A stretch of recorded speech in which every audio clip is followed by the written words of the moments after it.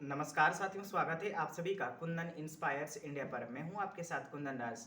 तो आज का सेशन बेहद ही खास है क्योंकि आज के सेशन में आप जानेंगे ओवर थिंकिंग के बारे में। ओवर थिंकिंग होता क्या है एंड ओवर थिंकिंग से आप कैसे बच सकते हैं उसके बारे में जानेंगे। तो मैं हूं आपके साथ कुंदन राज। तो सबसे शुरू से स्टार्ट करते हैं। ओवर थिंकिंग होता है क्या? ओवर थिंकिंग वो सारी चीज़ें हैं जो हमारी सबकॉन्शियस माइंड में यानी तो बैकग्राउंड में, ब्रेन की जो बैकग्राउंड है वो पे वो सारी चीज़ें हलचल चलती रहती है।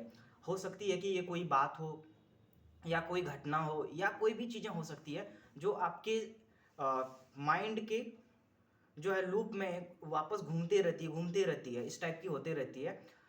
ठीक है, बैकग्राउंड में वो सारी चीज़ें चलती रहती है। जैसे कि मान लो आप दो तीन तरह की ओवर थिंकिंग करते हो। या तो आप पास्ट की चीज़ों के बारे में करते हो ओवर थिंकिंग, या फिर आप फ्यूचर की चीज़ों के बारे में ओवर थिंकिंग करते हो।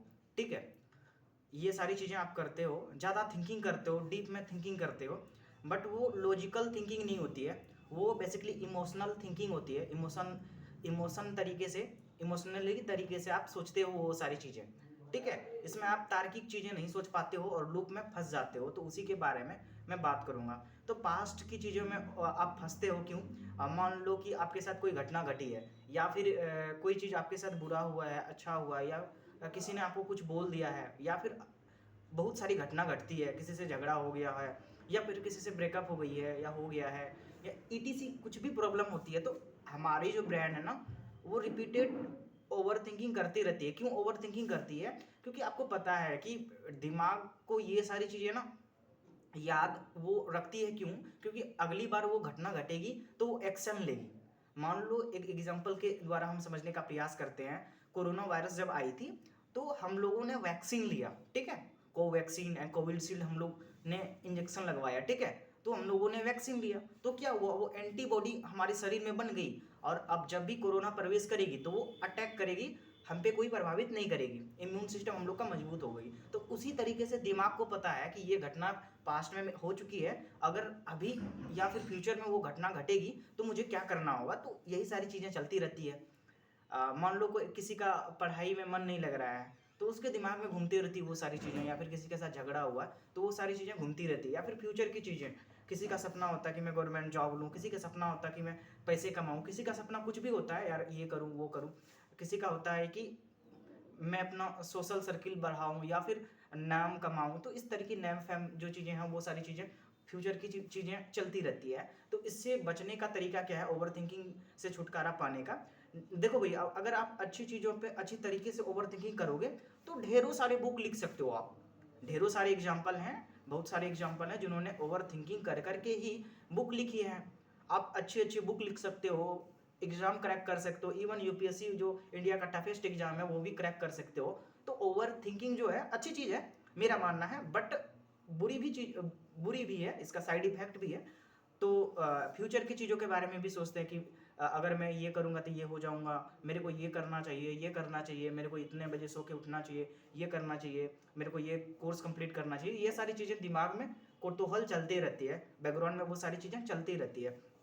तो उससे छुटकारा पाने के लिए सबसे पहले जो है आप रिटर्न करो वो सब चीज़ें। क्या रिटर्न करोगे? जो भी आपकी बैकग्राउंड में माइंड की चलती है ना, जैसे कि पास्ट की लेके चीज़ों को या फिर फ्यूचर की लेके चीज़ों को, तो आप उसको लिखो, रिटर्न लिखो। ये नहीं लिखना है कि आपको किस में लिखना है भाई, आपको ना मोबाइल नोट्स में नहीं लिखना है, कॉपी पेन से प्रॉपर वाइज आप लिखोगे। प्रॉपर वाइज कॉपी पेन से आप लिखो, नोट डाउन करो। या फिर आपके पास कॉपी पेन नहीं है ना, तो मोबाइल में कीबोर्ड व्हाट्सएप है ना, व्हाट्सएप ओपन करोगे, वहाँ पे भी चैट का ऑप्शन होता है, तो चैट के थ्रू आप लिख सकते हो। तो वो सारी चीज़ें आप रिटर्न करो, वो सारी चीज़ें आप रिटर्न कर सकते हो। ठीक है, लिख सकते हो, रिटर्न प्रॉपर वाइज रिटर्न करोगे। और दूसरी जो चीज़ें हैं, ओवर थिंकिंग जब कर रहे हो आप, तो थोड़ी देर के लिए ना आप अनुलोम विलोम कर सकते हो। जब भी आपको ओवर थिंकिंग आ रही है तो अनुलोम विलोम कर सकते हो। अनुलोम विलोम क्या होता है? बेसिकली सांस को हम अंदर लेते हैं, उसके बाद बाहर छोड़ते हैं। नाक का जो दो द्वार होता है, नासा द्वार जो होता है, आपको पता ही होगा। तो एक नाक से हम लोग गहरी सांस अंदर लेते हैं एक छिद्र से, और दूसरी छिद्र को प्रेस करते हैं, और दूसरी से रिलीफ करते हैं। तो ये सारे तरीके हैं, आप 2-3 मिनट तक कर सकते हो। या फिर ट्रिगर पॉइंट आपको पता होगा कि मैं इस पॉइंट पे जाता हूँ फिर मैं ओवर थिंकिंग करता हूँ, ठीक है। मैं सपोज अपना बताऊं कि मैं ओवर थिंकिंग कैसे करता हूँ। मुझे लगता है कि यार मैं ना ये टाइम वेस्ट कर रहा हूँ, तो ये चीज़ें हो रही है, या फिर पास्ट की चीज़ें, एज मैं खुद टॉपर हूँ, क्लास 10th की डिस्ट्रिक्ट में मेरा 3rd रैंक था, तो मैं खुद टॉपर हूँ, तो मुझे पता है कि मेरे साथ अगर मैं और ज़्यादा पढ़ता या फिर अदर में और ज़्यादा मेहनत करता तो मैं बिहार में भी, स्टेट में भी मेरा रैंक होता। तो ये सारी चीज़ें चलती रहती है, तो ओवर थिंकिंग चलती रहती है, या फिर किसी से दोस्त से झगड़ा हो गया है, ठीक है, तो वो सारी चीज़ें चलती रहती है। तो पता है कि ट्रिगर पॉइंट, या मेरे साथ कुछ गलत हुआ है या किसी के साथ भी कुछ गलत हुआ है, तो उसको पता रहता है कि ये इस चीज़ पे आप जाओगे, ट्रिगर पॉइंट होता है, फिर ओवर थिंकिंग करना स्टार्ट कर देते हो। मतलब वो चीज़ें आपके दिमाग में आती है और आप ओवर थिंकिंग करने लगते हो। सबसे पहले ट्रिगर पॉइंट को पहचानो, ठीक है।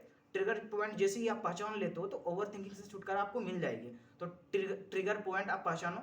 दूसरी चीज़ें हैं, रिटर्न करो, आप लिखो जो भी चीज़ें आप ओवर थिंकिंग कर रहे हो। थर्ड जो चीज़ें हैं वो है क्या पता है, आप थोड़ा सा अनुलोम विलोम कर सकते हो, सांस, गहरी सांस अंदर और बाहर कर सकते हो। और जो फोर्थ जो चीज़ें हैं वो आप ना पजल वगैरह सॉल्व करो, मैथमेटिकल चीज़ें आप सॉल्व करो, या फिर आप ना एक ड्राइंग आर्ट आता है मंडेला आर्ट करके, वो वाली बुक भी मंगा सकते हो इंगेज रहने के लिए। तो मंडेला बुक भी ऑर्डर करोगे अमेजॉन, फ्लिपकार्ट या फिर अलग भी तरह की वेबसाइट है, वहाँ से मिल जाएगी आपको, या फिर आपकी ऑफलाइन जो शॉप है लोकल शॉप से भी आप खरीद सकते हो। तो वो मंडेला आर्ट खरीद सकते हो। और जब भी ओवर थिंकिंग हो रही हो तो उस समय आप क्या कर सकते हो, 3-4 चीज़ें सेंस कर सकते हो। मीन्स क्या, मान लो आप ओवर थिंकिंग कर रहे हो तो कोई सेंस सुन सकते हो। सेंस क्या, जैसे कि आपके पास घंटी है तो घंटी बजा सकते हो, आपके पास पेन है तो पेन की आवाज़ सुन सकते हो, या फिर जो भी चीज़ें हैं वो कर सकते हो। आवाज़ सुन सकते हो, पहली चीज़ है। दूसरी चीज़ है सूंघना, मतलब सुगंध लेना, या अगरबत्ती का सेंट सुन सकते हो, या फिर अदर भी चीज़ें जो होती है, मिठाई का जो होता है ना, महक जो होता है वो आप सुन सकते हो। जो बहुत सारी चीज़ें हैं आप सूंघ सकते हो, उसके बाद सुन सकते हो, आवाज़ सुन सकते हो। 3-4 तरीके हैं। उसके बाद क्या कर सकते हो, लोगों से थोड़ी देर के लिए बात कर सकते हो। ये तरीके हैं ओवर थिंकिंग से छुटकारा पाने का, ठीक है। आपको काफ़ी ज़्यादा रिलीफ मिलेगी ओवर थिंकिंग का। उसके अलावा आप क्या कर सकते हो, अपने हाथ में ना रबर बैंड रख सकते हो। रबर बैंड क्या होता है, देखो मेरे पास है, वो रबर बैंड तो नहीं है बट रबर बैंड ही है। ये है जो मैंने राइट हैंड में ये रखा हुआ है, देखो। जब भी ओवर थिंकिंग करो ना, रबर बैंड को ऐसे खींचो और फटाक से छोड़ दो, फटाक से यहाँ पे लगेगी आपको, फिर छुटकारा मिल जाएगी वो सारी चीज़। तो रबर बैंड भी आप रख सकते हो, ये सारी चीज़ें। और उसके अलावा आप स्ट्रिगर पॉइंट जो होता है हमारे शरीर में, माथा में भी होता है, यहाँ पे भी होता है, यहाँ पे भी होता है, गला के पास भी होता है, हाथ में वगैरह में भी होता है, और पैर में भी होता है। तो स्ट्रिगर पॉइंट को आप दबाओ, ठीक है। या फिर आप स्ट्रेस पॉइंट दबाने के लिए बहुत सारी चीज़ें आती है, वो सारी चीज़ें कर सकते हो, ठीक है। और इससे ओवर थिंकिंग आपको बहुत ज़्यादा छुटकारा मिल जाएगी। मैंने तो छुटकारा पा ली है, आपको छुटकारा पाना है तो ये सारी चीज़ें आप कर सकते हो। लोगों से बातें कर सकते हो, बड़ों का सम्मान करें, छोटों को प्यार दें, अपना व्यक्तित्व इस प्रकार विकसित करें कि सभी महिलाएं सुरक्षित एवं सम्मानित महसूस करें। Love you all the best. अगर चैनल पे पहली बार आए हैं तो चैनल को सब्सक्राइब करेंगे, मात्र 0.7 सेकंड का टाइम लगता है, एंड वीडियो को लाइक करेंगे। और जैसा भी आपको वीडियो पसंद है या फिर जो भी कमी है वीडियो में मैं सुधार करूँ उसके बारे में भी कमेंट करेंगे आप। Love you all the best, bye bye. और मैं अभी लाइब्रेरी में हूँ और अच्छा लग रहा है। और ये दीदी है, दीदी पढ़ाई कर रही है, आप देख सकते हो। विक्रम भाई है जो कल का ब्लॉग में वो शामिल हुआ था, तो वो भी पढ़ाई कर रहा है और मैं वीडियो शूट कर रहा हूँ। उसको वीडियो शूट करने के बाद मैं भी पढ़ाई करूँगा। तो बड़ों का सम्मान करें, छोटों को प्यार दें, अपना व्यक्तित्व इस प्रकार विकसित करें कि सभी महिलाएं सुरक्षित एवं सम्मानित महसूस करें, और एक अच्छी समाज की विकसित करें हम लोग। क्योंकि जब भी हम लोग सोचते हैं ना भाई, क्या सोचते हैं कि एक ना हेल्दी लाइफ स्टाइल या स्वस्थ हेल्दी लाइफ कैसी होती है, या फिर स्वस्थ व्यक्ति कैसी होनी चाहिए, तो 3 लेवल पे होनी चाहिए। फर्स्ट जो लेवल है ना, वो लेवल है कि आपकी जो है ना फिजिकल लेवल आप ठीक हो, ठीक, आप फिजिकल लेवल से ठीक हो।